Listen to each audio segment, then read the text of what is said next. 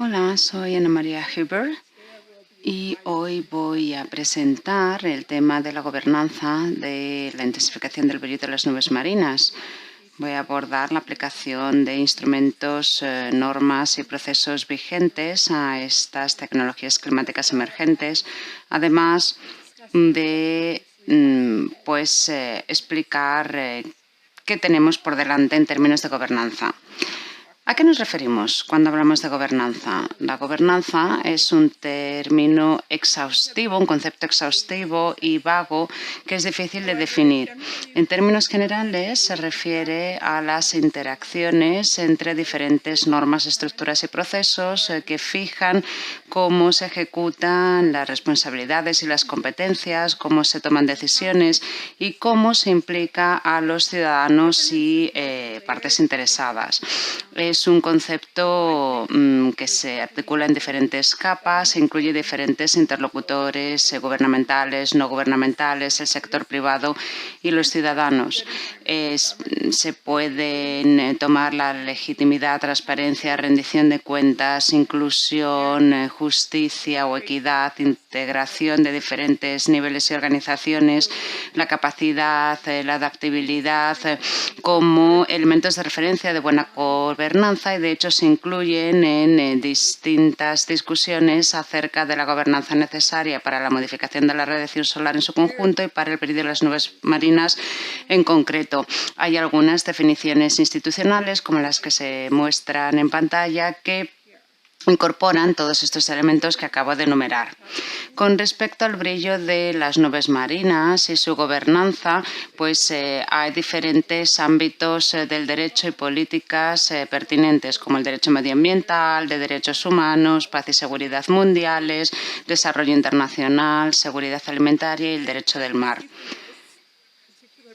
En esta presentación verán que no partimos de cero. Hay muchos conceptos jurídicos, consideraciones jurisdiccionales y normas que potencialmente se pueden aplicar a actividades de intensificación del brillo de las nubes marinas.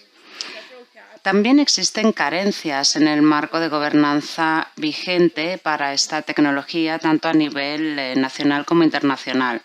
Y puesto que existen carencias en estos regímenes, cabe plantearse preguntas concretas relacionadas con un marco futuro de gobernanza de la intensificación del brillo de las nubes marinas. ¿Cuáles deben ser los objetivos de esta gobernanza? ¿Quién debe fomentar y adoptar medidas de gobernanza? ¿En qué nivel? ¿En qué foro? ¿A quién se debe aplicar esta gobernanza? ¿Y cuál debe ser el formato jurídico de la respuesta en términos de gobernanza? Vamos a explicar ahora algunos marcos jurídicos que potencialmente podrían aplicarse a la intensificación del brillo de las nubes marinas. El derecho nacional e internacional consta de un mosaico de diferentes instrumentos y normas jurídicas que pueden ser pertinentes para el brillo de nubes marinas. Hablemos primero del derecho internacional. Hay distintos principios y normas de derecho consuetudinario internacional que se pueden aplicar potencialmente a la gobernanza del brillo de las nubes marinas.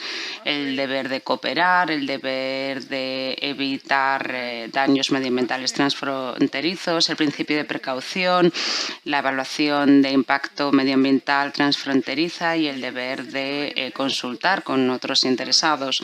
En aras del tiempo me voy a centrar en el deber de evitar daños medioambientales transfronterizos y en el principio de precaución. Como se ha mencionado en la presentación anterior, se pueden dar efectos secundarios no deseados en el brillo de nubes marinas, dentro de los patrones de precipitación, la cantidad de lluvias o la variabilidad de las lluvias a lo largo del año.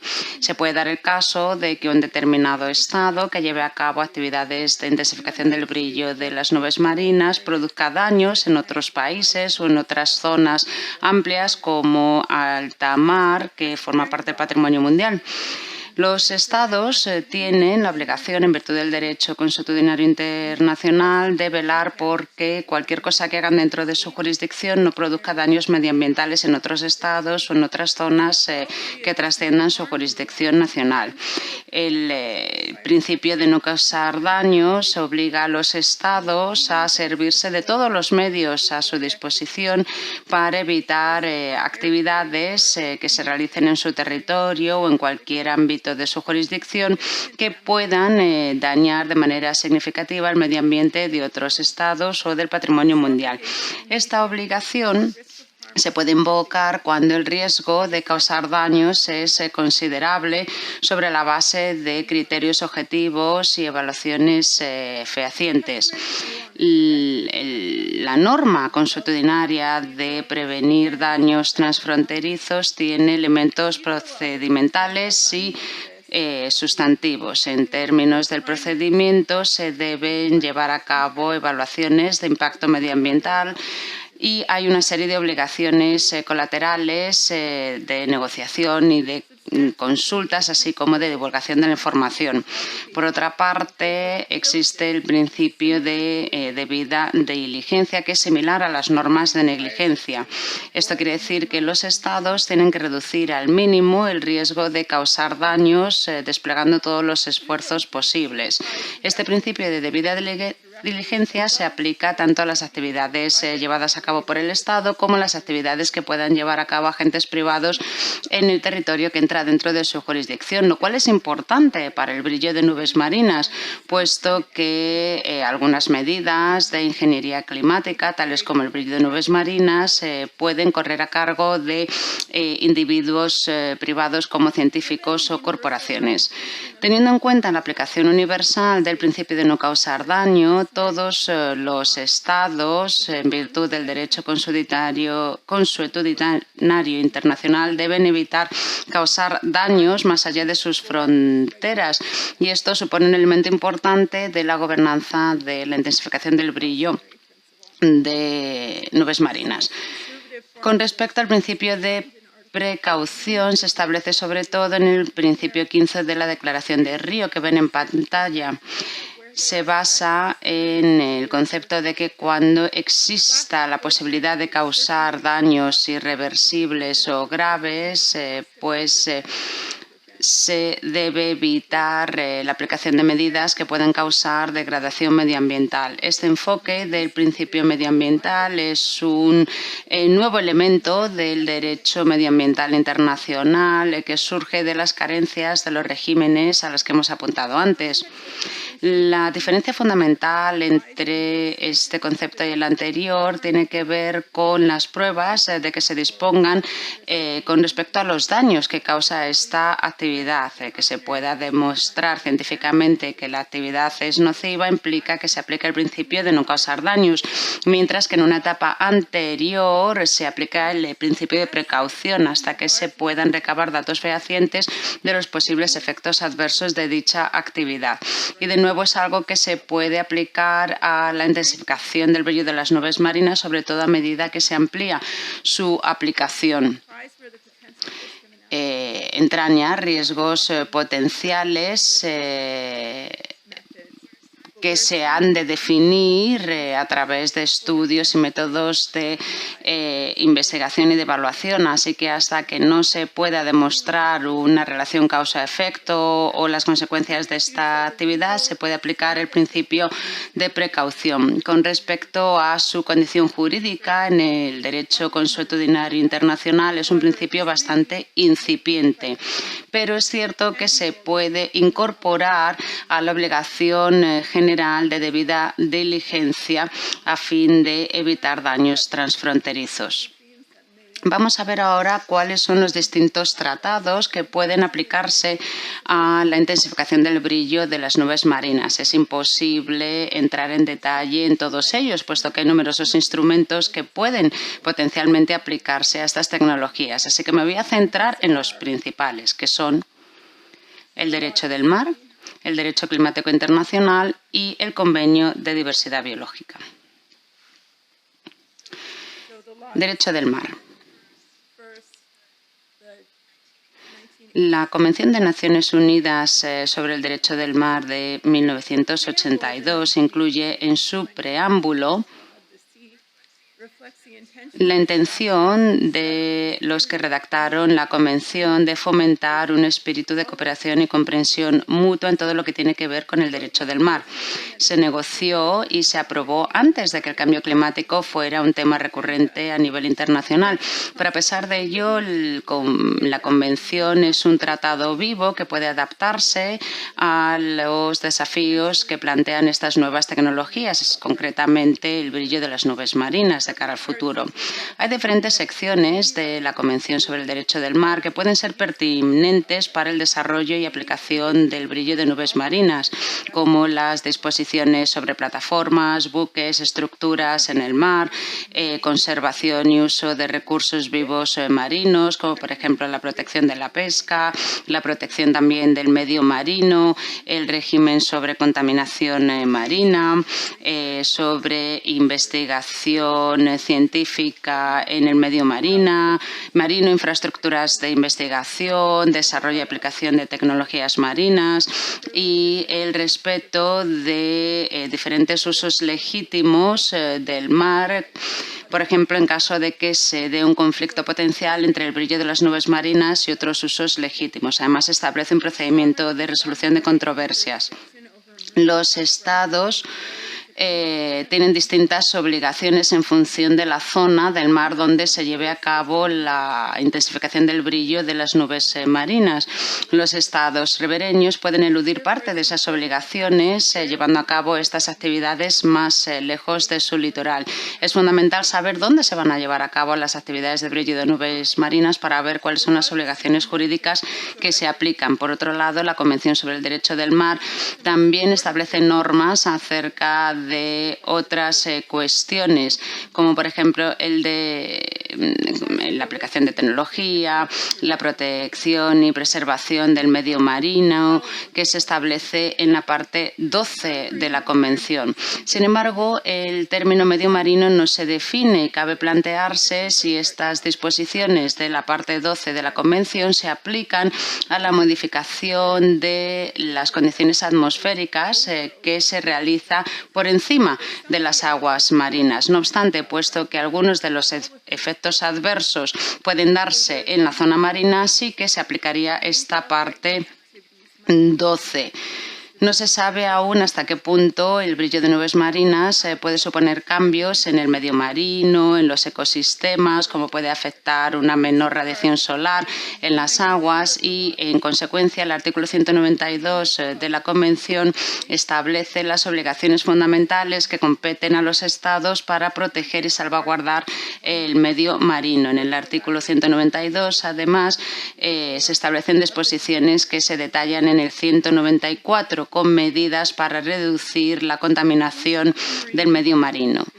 Se define la contaminación del medio marino en el artículo 114, al principio de la Convención, como la introducción directa o indirecta de sustancias o energía que puedan dañar el medio marino. ¿Cómo está redactada esta definición? Pues abre la mano a distintas interpretaciones que pueden incluir también la intensificación del brillo de las nubes marinas. Esta tecnología no supone introducir energía en el mar, más bien se trata de reducir la energía que llega al océano, a las aguas superficiales. Y no queda claro, por tanto, si entraría en el ámbito del tratado y de la parte 12 en concreto.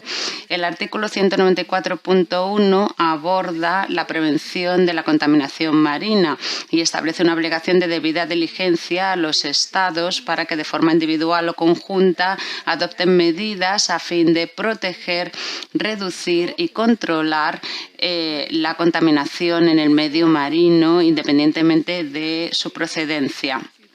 Y, en principio, esto se podría aplicar también a las medidas de ingeniería climática, tales como el brillo de nubes marinas. Por una parte, el brillo de nubes marinas se puede considerar como una medida necesaria para controlar la contaminación del medio marino como consecuencia de los gases de efecto invernadero, lo cual entraría dentro de la definición de contaminación marina. Se puede explorar el uso del brillo de nubes marinas para poder proteger a los corales, evitar su blanqueamiento como consecuencia del cambio climático y controlar la contaminación, cómo afecta la contaminación marina en el calentamiento de las aguas. Por otra parte, sin embargo, se puede considerar el brillo de nubes marinas como una fuente de contaminación, con el uso de las partículas de sal que se utilizan, cuya concentración sería mayor, habría una mayor deposición de sales en el entorno circundante y, por tanto, se podría considerar como la introducción de una sustancia que podría dañar el medio marino.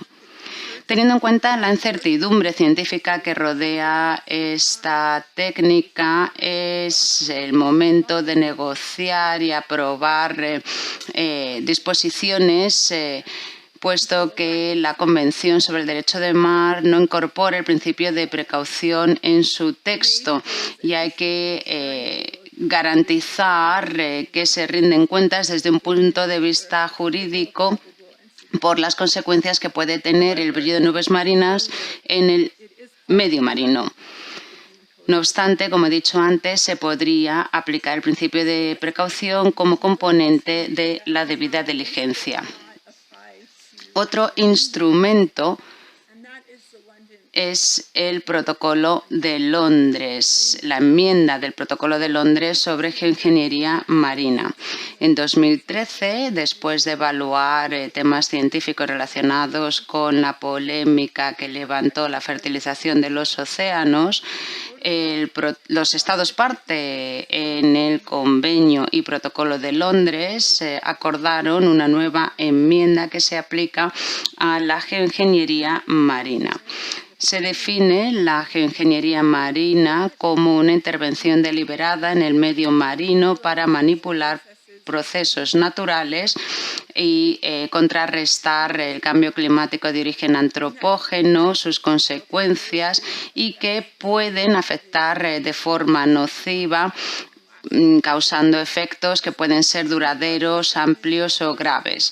Esta definición jurídica conforma la primera vez que se establece una definición de geoingeniería climática en un instrumento vinculante internacional.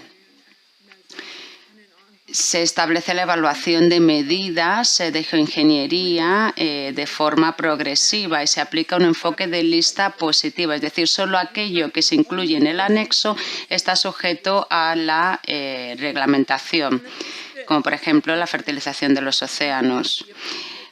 Visto así, no se podría considerar que esta definición no se aplica a la modificación de la radiación solar, pero puesto que la intensificación del brillo de las nubes marinas implica el uso de diferentes materiales y la modificación de las nubes, pues algunos científicos consideran que el uso del sulfato de dimetilo de la biota oceánica se podría utilizar para crear núcleos de condensación de nubes, aunque otros científicos ponen en tela de juicio la eficacia de este enfoque.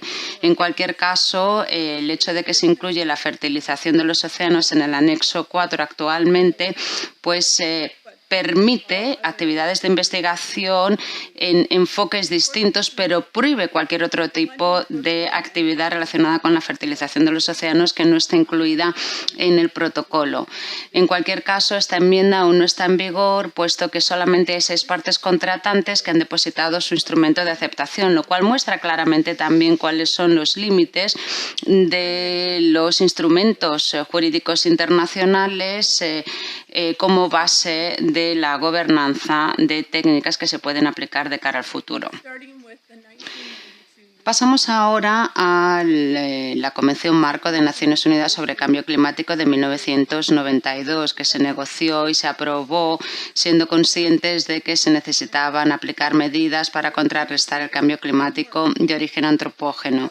Esta Convención Marco establece la base jurídica y normativa del régimen climático internacional, cuya última incorporación es la aprobación y entrada en vigor del Acuerdo de París de 2015.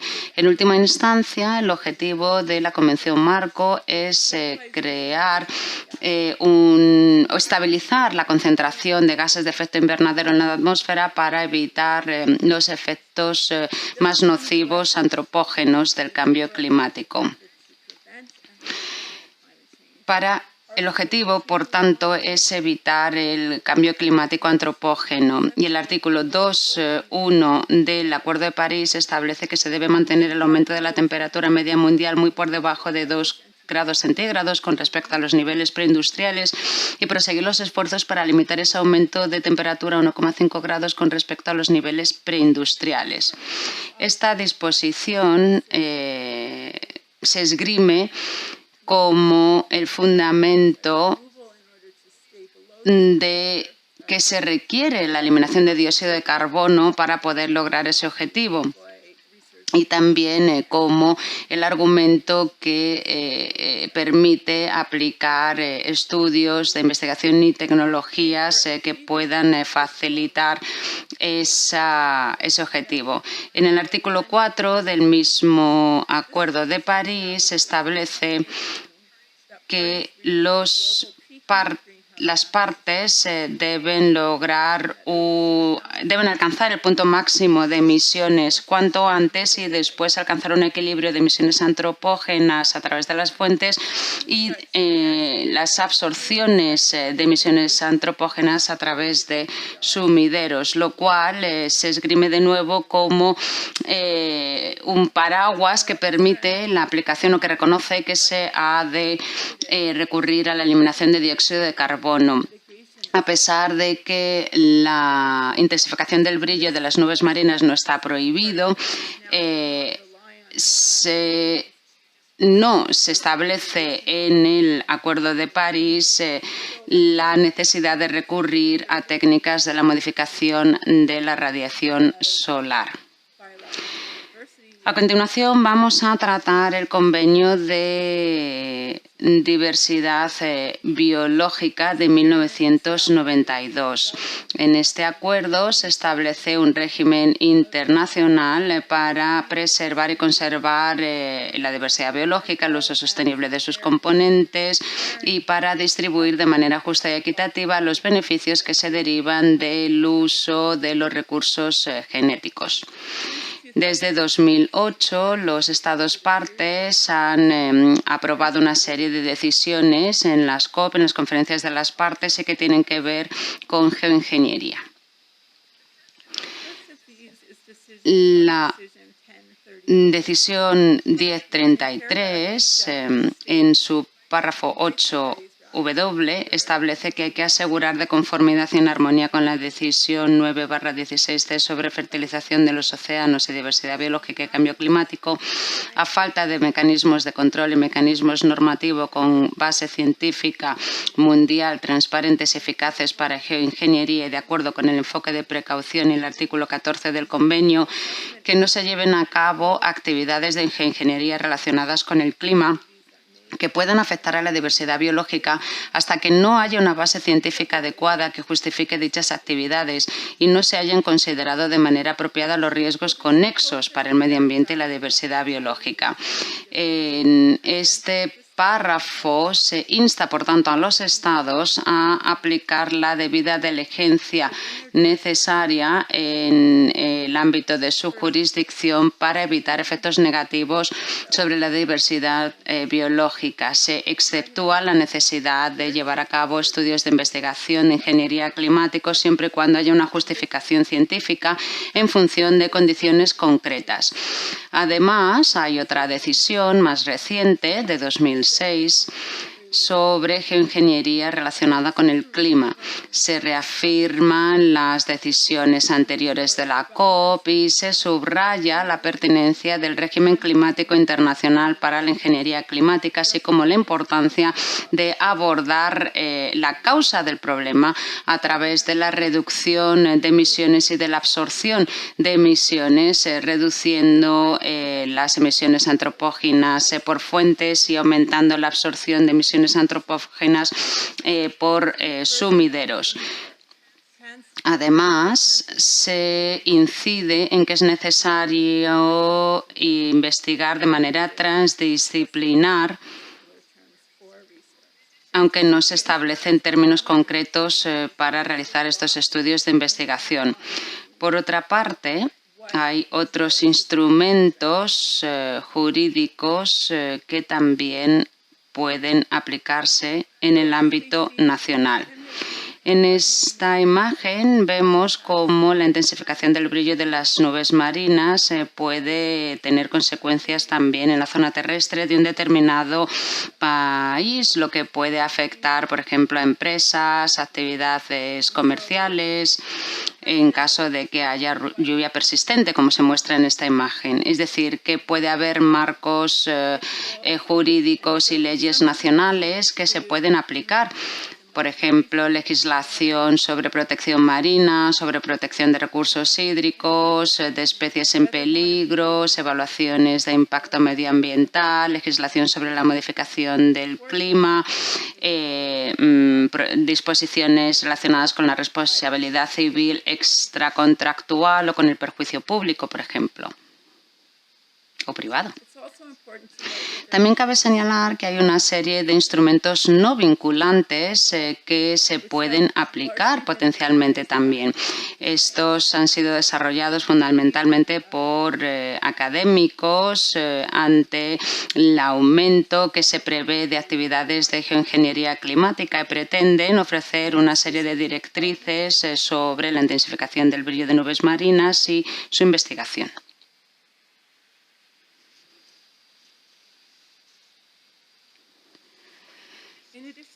Además de los instrumentos jurídicos internacionales, hay una serie de instituciones cuyos mandatos también pueden abarcar la intensificación del brillo de las nubes marinas: la Asamblea General de Naciones Unidas, el Programa Naciones Unidas para el Medio Ambiente, la Comisión de Derecho Internacional, la UNESCO, la Comisión Oceanográfica Intergubernamental de la UNESCO, la Organización Meteorológica Mundial o el Grupo de Expertos Internacional sobre Cambio Climático, el IPCC. No tengo tiempo para explayarme acerca de todas estas instituciones, pero sí quisiera señalar algunos puntos importantes que pueden ser pertinentes para el brillo de las nubes marinas. El Programa de Naciones Unidas para el Medio Ambiente es el organismo principal que se ocupa de cuestiones medioambientales dentro del sistema onusiano. Cuenta con una composición universal, puesto que participan todos los miembros de Naciones Unidas, y tiene un mandato claro de dar orientaciones políticas acerca de temas fundamentales, tales como el cambio climático, catástrofes relacionadas con el cambio climático, conflictos o gobernanza medioambiental. El PNUMA ya se ha implicado en el tema de la ingeniería climática en la Asamblea de Naciones Unidas para el Medio Ambiente. En su cuarta reunión anual de marzo de 2019, Suiza, junto con otros países coproponentes, se presentó una moción para evaluar o realizar una evaluación sobre alternativas de geoingeniería.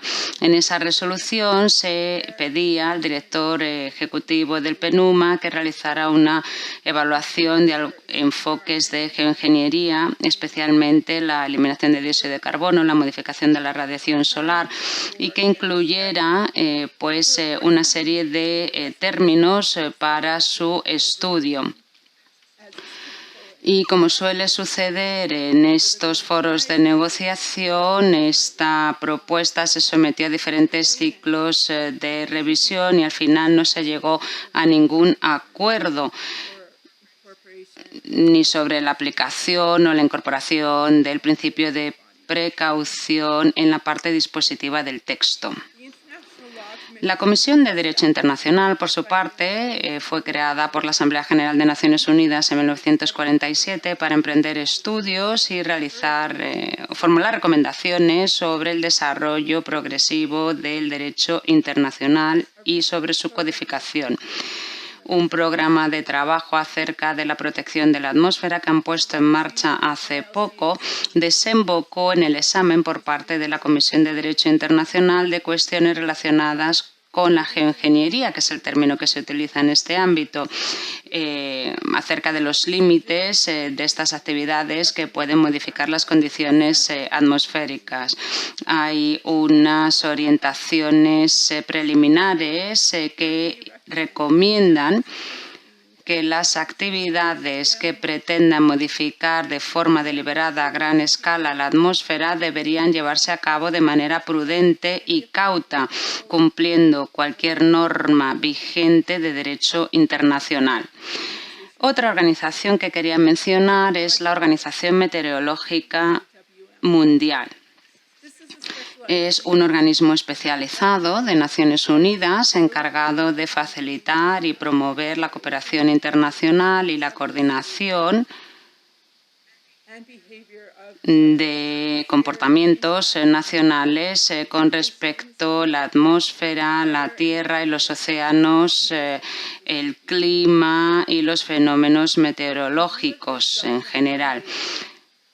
A la luz de su mandato, el programa de la Organización Meteorológica Mundial podría ampliarse para incluir la modificación de la radiación solar y, concretamente, la intensificación del brillo de las nubes marinas. Se establece que la modificación del clima que pueda llevar a un aumento, reducción de precipitaciones, cambios, por ejemplo, los daños producidos por granizo o la siembra de nubes, han de estar evaluados y sujetos a una recomendación de mejores prácticas. Esta modificación de las condiciones meteorológicas podría incluir la intensificación del brillo de nubes marinas. Por tanto, esta organización está bien situada para asumir la coordinación de actividades que lleven a cabo los países, coordinar esfuerzos de investigación y establecer una serie de criterios que tengan en cuenta las consecuencias jurídicas, sociales, económicas de estos experimentos de intensificación del brillo de las nubes marinas. Bueno, es un tema muy amplio como para diseccionarlo en detalle en tan poco tiempo, pero conclusiones principales serían que el sistema jurídico internacional actual pues no dice mucho acerca de la aplicación de esta tecnología.